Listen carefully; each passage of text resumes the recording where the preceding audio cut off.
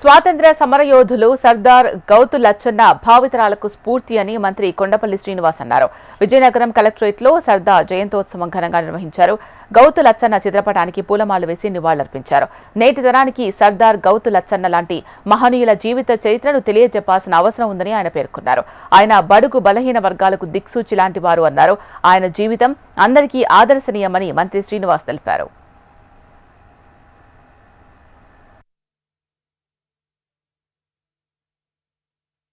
నాయకులు, స్వాతంత్ర సమరయోధులు, సుదీర్ఘకాలంగా ప్రజాసేవలో ఉంటూ ఒక ఉన్నతమైన నాయకుడి కింద పేరుగాంచిన గౌతు లచ్చన్న, సర్దార్ గౌతు లచ్చన్న గారి జయంతి వేడుకలు ఈరోజు రాష్ట్ర ప్రభుత్వం రాష్ట్ర పండుగగా అనౌన్స్ చేసి మొట్టమొదటిసారిగా విజయనగరం జిల్లా రాష్ట్రం అంతా కూడా జరుపుకున్న వేళ ఈరోజు విజయనగరం జిల్లాలో కూడా కలెక్టరేట్లో అధికారులు, కుల సంఘాలందరితో పాటు ఈరోజు ఆయన వేడుకలు రాష్ట్రం అంతా కూడా ఆయన ఔన్నత్యాన్ని 10 మందికి తెలియజేయమని, ఆయన తాలూకా సర్వీస్ ఏదైతే సొసైటీస్కి ఇచ్చారో, స్వాతంత్ర సమరయోధులు కావచ్చు, లేకపోతే ఒక రాజకీయ నాయకుడు కావచ్చు, ఆయన చేసిన ప్రజాసేవని 10 మందికి తెలియజేయమని ఈ పండుగని అనౌన్స్ చేసి మొత్తం అందరికీ కూడా ఆయన తాలూకా పనితీరును ఆదర్శపూర్వకంగా చేసుకోమని చెప్పడం కూడా జరిగింది. సో ఖచ్చితంగా ప్రజలందరూ కూడా ఆక్షేపిస్తున్నారు.